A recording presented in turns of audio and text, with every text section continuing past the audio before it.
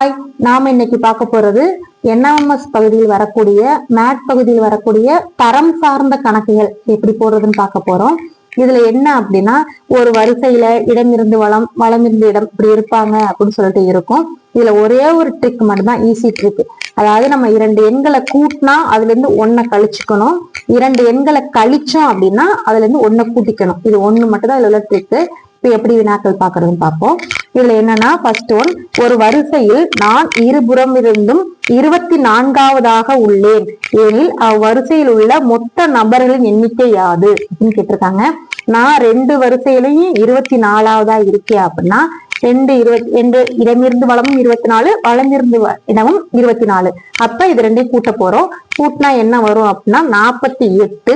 நான் இப்பதான் ஒரு ட்ரிக் சொன்னேன், 2 எண்களை கூட்டணும் அப்படின்னா அதுல இருந்து 1 கழிச்சுக்கணும் அப்படின்னு சொல்லிட்டு 1 கழிச்சோம் அப்படின்னா 47. அப்படின்னா அந்த வரிசையில எத்தனை நம்பர் இருப்பாங்கன்னா 47. ஆனா நம்ம 2 வரிசையில நம்ம என்ன கருதிட்டோம் இல்லையா, அதனால ஒரு இடத்துல நம்ம கழிச்சுக்கணும், அதுக்காக இது. அடுத்தது, 50 பேர் கொண்ட ஒரு வகுப்பில் ஆதித்யா மேலிருந்து கீழாக 2வது ரேங்கை எடுக்கின்றார். அவர் அதே வகுப்பில் கீழிருந்து மேலாக எத்தனாவது ரேங்க் எடுப்பார்? இப்ப அந்த கிளாஸ்ல எத்தனை பேர் இருக்காங்க? 50 பேர் இருக்காங்க.